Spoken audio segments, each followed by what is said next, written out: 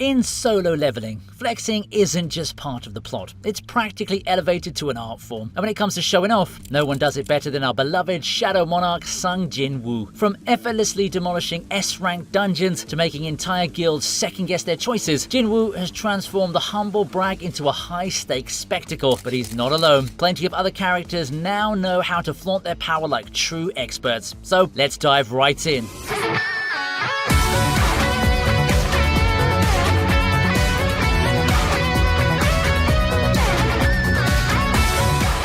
Starting off the list by rewinding to one of Sung Jin-woo's earlier flexes, his battle against the Silver-Fanged Wolves.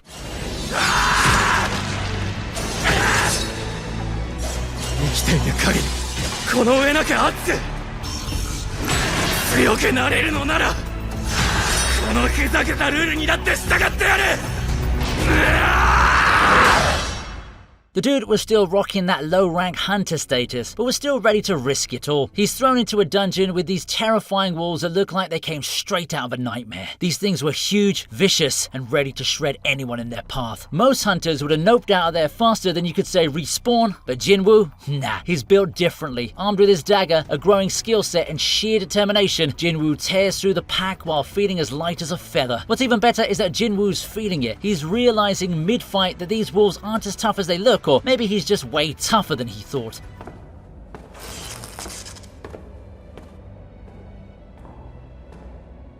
Next up was the time Sung Jin-woo sacrificed himself to the statue of God, and what a legendary moment that was.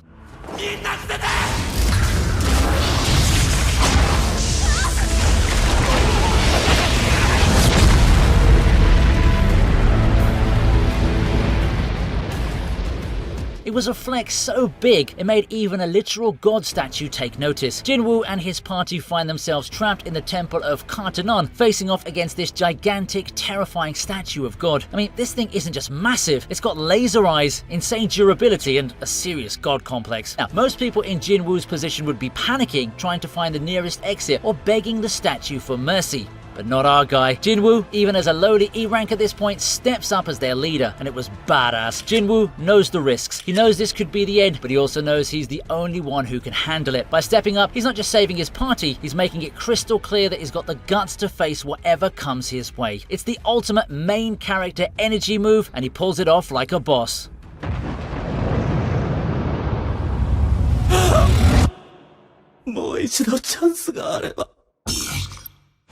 Let's go back in time when there were kinds of ants that didn't just ruin your picnic, but eat you alive as well.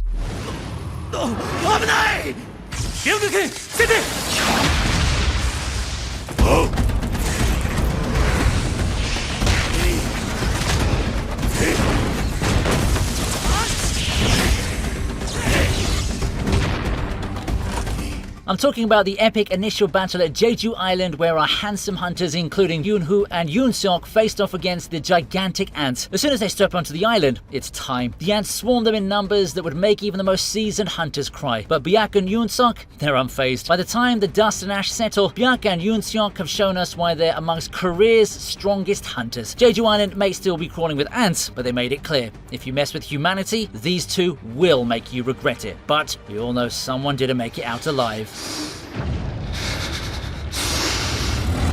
Going to a moment that's a little darker, we have Gang Daishik overpowering Song in the dungeon.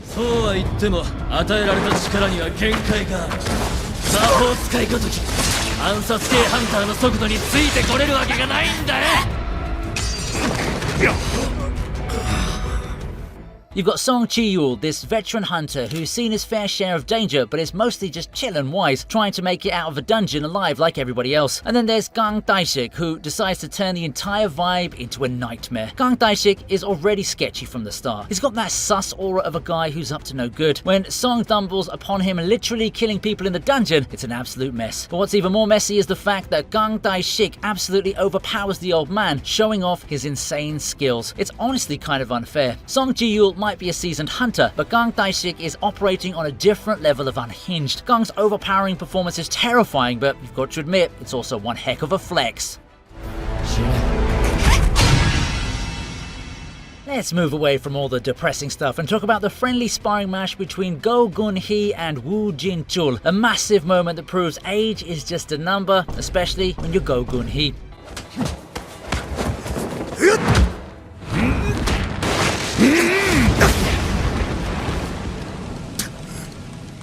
This sparring match was a straight-up masterclass in how experience, raw power, and a little bit of flair can absolutely humble even the fittest guy in the room. Woo Jin-chul, our serious, no-nonsense guy who's all about hard work and discipline, steps into the ring with the chairman himself, thinking he could take on the old man. Big mistake. Go Gun-hee might look like he's someone's grandpa, but the moment they start sparring, it's clear this man didn't let old age affect his strength. The first few exchanges were so explosive, it felt like Gun-hee was moving like a freight train. Jin-chul barely had time to react before he's on the defensive. I mean, Go Gun-hee's been around long enough to know exactly how to read his opponent. By the end of the match, it's clear. Go Gun-hee may be older, but he's still an absolute beast.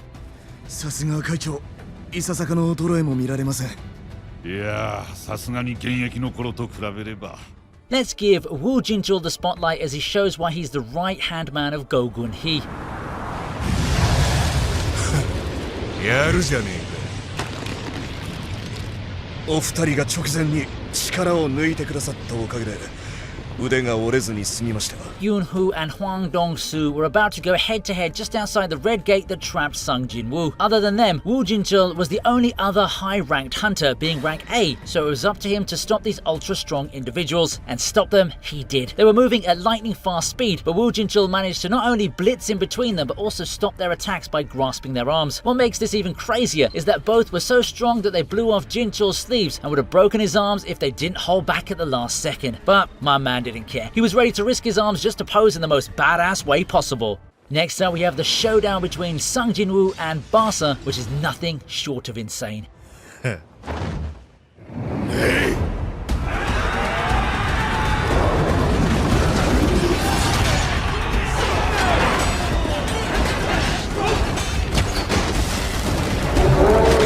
It's one of those fights that really shows you just how far Jin-woo's come in terms of raw power and how he can take on anyone without breaking a sweat. Jin-woo's up against this snow elf, a top tier boss who's got some serious powers. This isn't just any regular opponent, he's got his own army of powerful soldiers backing him up, making it seem like Jin-woo's about to face one of those it's gonna be a long, tough fight kind of battles. The odds aren't exactly in Jin-woo's favor. This elf is quick, deadly, and has a whole squad ready to back him up. But what the elf didn't expect was that Jin-woo's shadows were crazy strong. He pulls out Igris. He's got an army of his own at this point, and it's basically a one-sided massacre. When he finally takes on the snow elf himself, Jin-woo struggles for a bit, but that's until he pulls out another shadow out of nowhere, bringing forth Iron and securing the win like a true badass.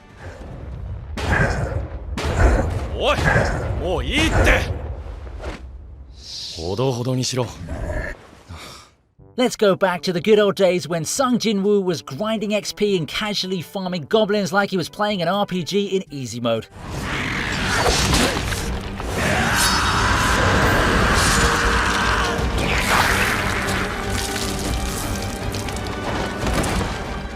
This was no ordinary grind session. This was Jin-woo out there flexing on a whole population of goblins, and honestly, they never stood a chance. Jin-woo, who's already got some serious skills under his belt, enters a dungeon full of goblins. Now, goblins are your typical low-level mobs, annoying, ugly, and usually just a warm-up for hunters.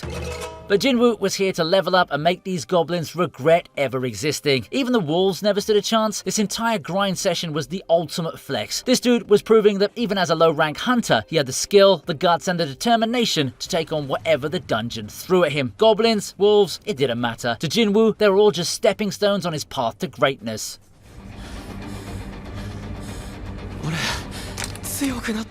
Next up, you know we've got to talk about Sung Jin-woo versus the three-headed nightmare dog from hell.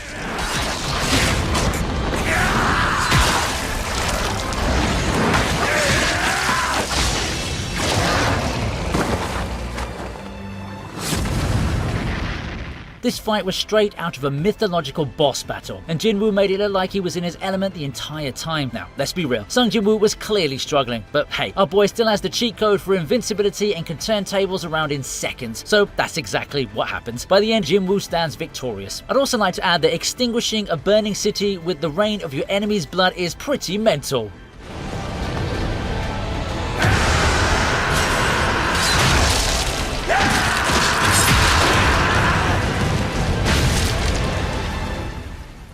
If you're enjoying these flexes, make sure to flex your power by clicking that like and subscribing to the channel. Thanks.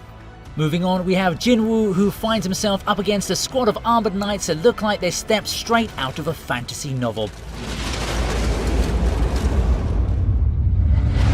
These guys are decked out head to toe in intimidating heavy armor, carrying massive swords and shields like they're ready to crush anything in their path. But Jinwoo, he's ready to accept the challenge and erase the knight's existence. What's really wild though is how Jinwoo flips the script. These knights are all about brute strength and overwhelming force, but Jinwoo's agility and strategy give him an edge over everyone. Every knight that falls makes him look more like an unstoppable force, and you can almost feel the fear radiating from the remaining ones as they realize they're way out of their league. I absolutely love how this dude owns the entire fight. By the end of it, the battlefield is littered with fallen knights, their once imposing forms reduced to lifeless heaps of metal. And Jinwoo's just standing tall, barely breaking a sweat, looking like the absolute king of the dungeon.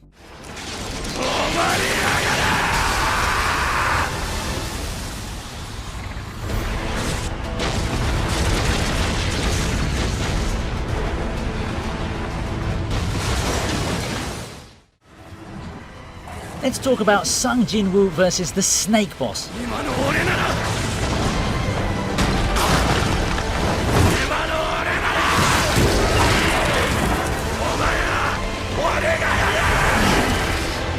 An absolute masterpiece of a fight where Jinwoo took on a slithering monstrosity and made it look like child's play. You see, Jinwoo's deep in a dungeon when he comes face to face with this massive, scaly beast that's basically a nightmare personified. Now, this isn't your garden variety snake. It's a full-blown boss with fangs the size of swords, glowing eyes, and a body that could crush a bus. The thing is massive, terrifying, and clearly ready to turn Jinwoo into a snack. But he's ready to take this challenge head on. Imagine being so confident that you willingly put yourself in striking distance of a monster whose jaws could swallow you whole. That's Sung Jinwoo's energy right there. The snake thrashes and twists, trying to shake Jinwoo off, but he's not letting go. He's stabbing, slashing, and dodging those deadly fangs like it's just another day. And then there's the moment that cements this as an all-time flex. Jinwoo lands the decisive blow, turning the once terrifying snake into nothing more than a glorified pile of scales.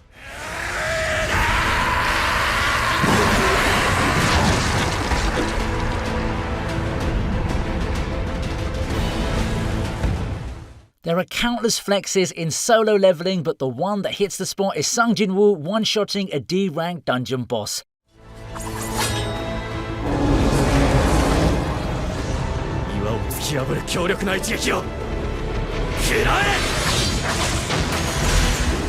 This was the moment when Sung Jinwoo knew he was going to go way ahead in life as a hunter. As soon as the boss makes its grand entrance, Jinwoo doesn't wait for it to finish its dramatic display. Instead, he just moves. And when Jinwoo moves, you know something amazing's about to go down. With one clean, precise attack, he annihilates the big boss on the spot. I mean, the sheer audacity of Jinwoo to just one-shot a boss the second it shows up is next-level disrespect. And let's not forget how casual he made it look. He didn't break a sweat, didn't hesitate, and definitely didn't need backup. The boss thought it was making a grand entrance, but instead, it got an instant trip to the afterlife. If there were any doubts about who's the real boss in this scenario, Jinwoo proved it was him in less than a second. What a legend. まさか一発で倒せるとは。あのゴーレム、あんまり体力残ってなかったのかもな。 With perhaps one of the most insane hunter versus hunter duels in solo leveling, we have Sung Jinwoo versus Gang Taishik. スピードは互角。 同じようなスペック、同じような実力で高ランク相手との実戦経験の数が違う。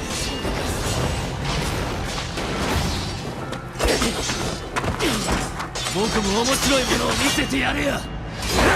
You see, Gang Taishik is a B-rank hunter and a certified maniac with a god complex. The dude's been using his abilities to silence people permanently, thinking that he's above the law. Unfortunately for him, Jinwoo's in the picture now, and this guy doesn't let injustice slide, especially when he just harmed two hunters he cared about. Taishik comes in hot, using his assassin abilities to overwhelm Jinwoo. It's flashy, it's brutal, and it screams, "Look how powerful I am." And then comes a moment where Jinwoo shifts gears. He stops playing defense and starts flexing hard. Taishik is throwing everything he's got, but Jinwoo's agility, strength, and sheer presence completely outclass him. But what really seals this fight as an epic flex isn't just Jinwoo's strength, it's his control. He doesn't go all out berserk, he keeps his composure, dismantling Taishik's confidence piece by piece.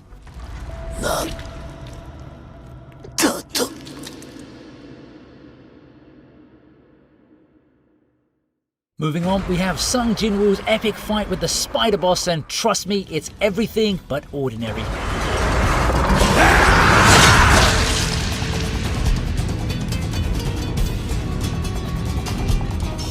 This isn't just your typical dungeon crawl. Oh no, it's a nightmare of giant, poisonous, terrifying spiders with one hell of a boss at the top. But of course, Jin-woo's not sweating it. The spider boss was just another XP grind to him. The moment the spider boss emerges, it's all fangs, webs, and creepy vibes, charging straight at Jin-woo with a fury only a boss spider can have. Now, here's the kicker. Jin-woo's movements are so smooth and calculated that he makes dodging all those poisonous webs and deadly strikes look effortless. The spider boss gets all high and mighty trying to pull off some big moves, but Jin-woo's just too quick. He's a one-man wrecking crew. In the end, the spider boss got way more than it bargained for. Not only did Jin-woo clear the dungeon like it was nothing, but he also showed the world that not even creepy crawly nightmares stand a chance when he's around.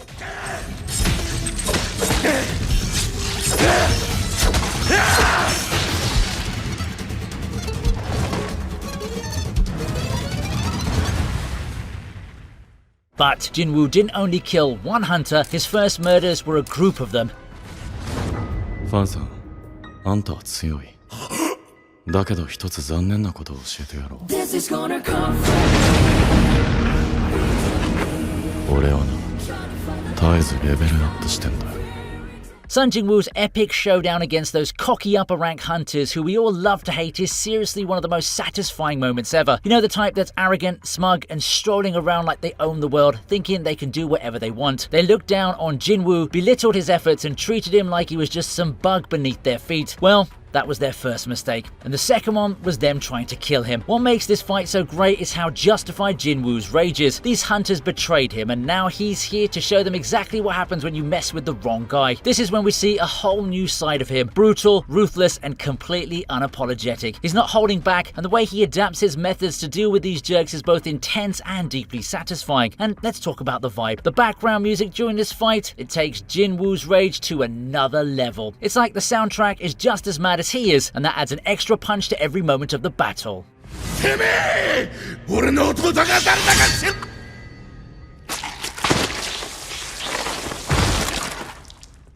Then, let's go to the time Jin-woo absolutely destroyed those ice bears. Now, that was a flex.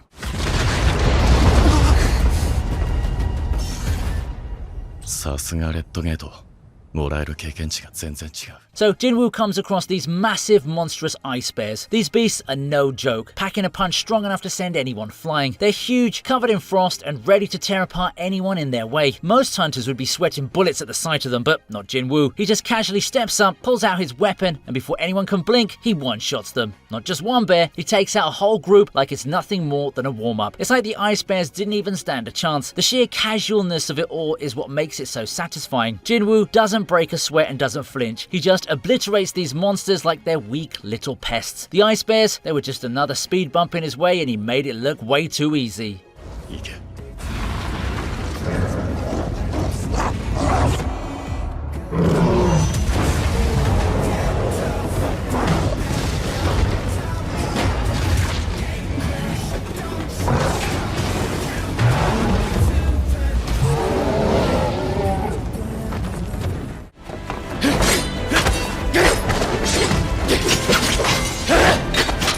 As we get closer to the end, let's go to the epic battle between Sung Jin-woo and Igris.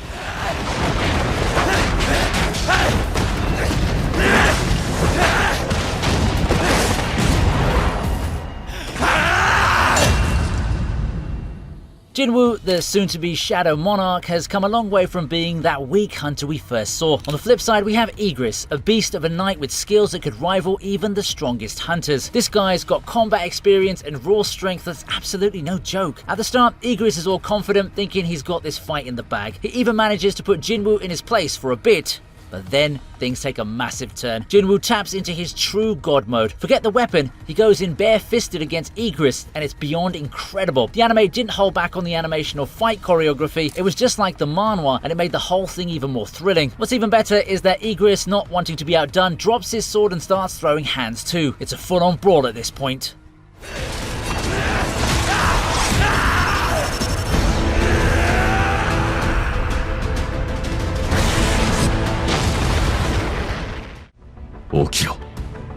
Lastly, we have the ultimate flex, Arise, the move Jinwoo pulled out against Igris and the other knights, and oh man, it wasn't a flex, it was a spectacle.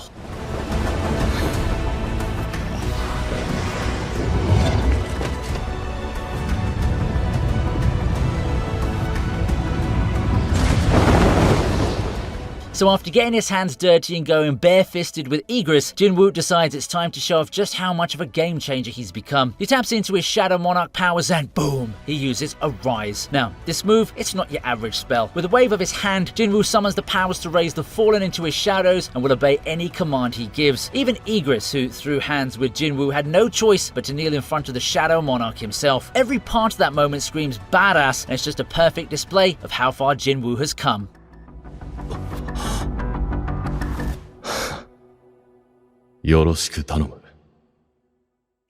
I hope you enjoyed this video. If you're looking to watch something more, here's a video recommendation for you. Check out the visually stunning fights in Bleach. Thank you, I'll see you soon.